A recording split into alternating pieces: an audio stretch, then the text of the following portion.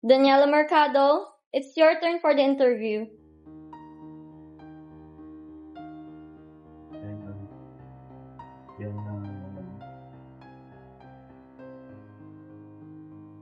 Okay yung records mo, yung grades mo, at saka yung internship mo.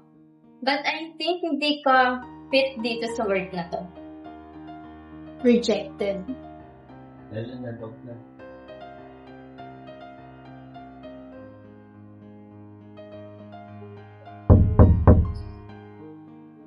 Good morning, sir. I'm here for a job interview. Sa job interview. Sorry, nakahanap namin. Alis ka na.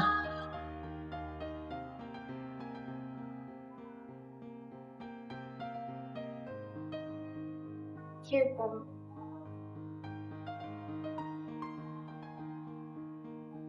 Na-appreciate ko yung passion mo. Smart and hardworking ka. Pero may tanong ako sa'yo. Gusto mo ba talaga itong trabaho na to o may gusto ka lang patunayan? Ma'am. Hindi para sa'yo itong trabaho na to at alam kong alam mo yun. Pero ma'am, sige na po. Tanggapin niyo na po ko. Sinabi niyo na po hardworking ako eh. Kakayanin ko naman po. Sorry, hindi ko talaga magagawa yun. Okay po.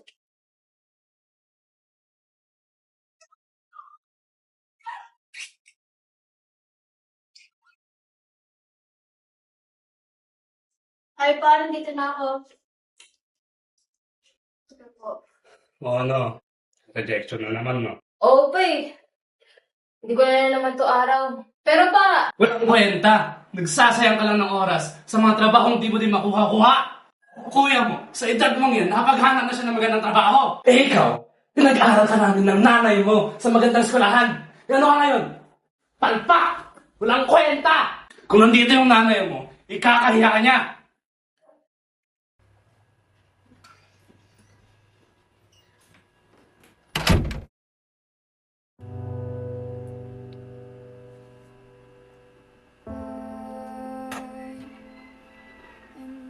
Scared of the dark, though I'm scared of a broken heart. Oh, my problem. Ano ba to? Kapon ko pa din makontak si Daniela. Tantahan ko na kaya siya. Drowning me. I tried. Tao po? Daniela? Tao po?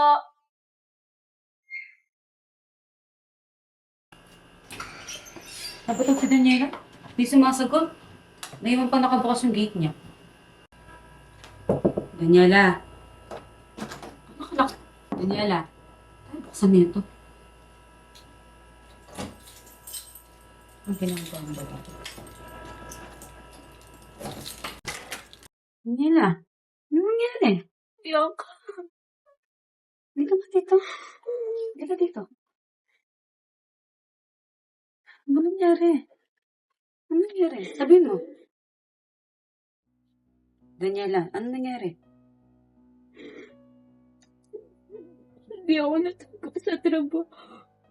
Ano naman? Alam mo na. Lagi na lang ako hindi natatanggap. Ano naman siguro ang trabaho dyan, Daniela? Matalino naman ako.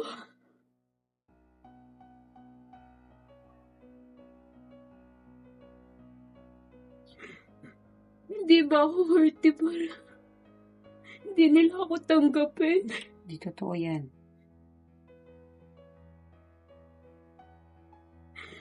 Hindi na ako natanggap. Pati si Papa.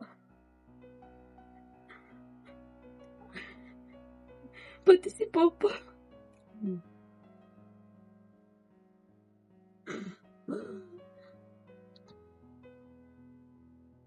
Pati si Papa ayaw yan.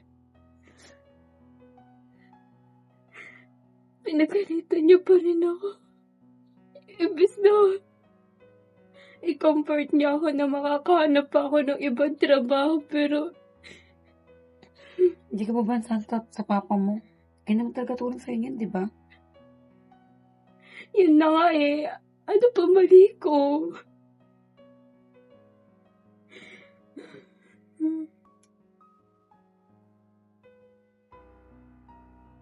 Alam mo, kakahanap mo ng trabaho, nakakalimutan mo na yung nagpapasaya sa'yo. Sabi nga, nasaan na ba yun? Ito. Di ba hilig mong nasusulat ng novel at tula? What if, bumalik ka kaya?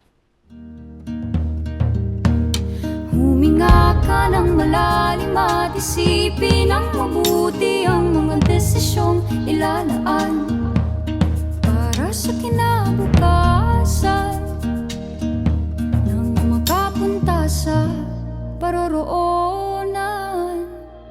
Kung dahan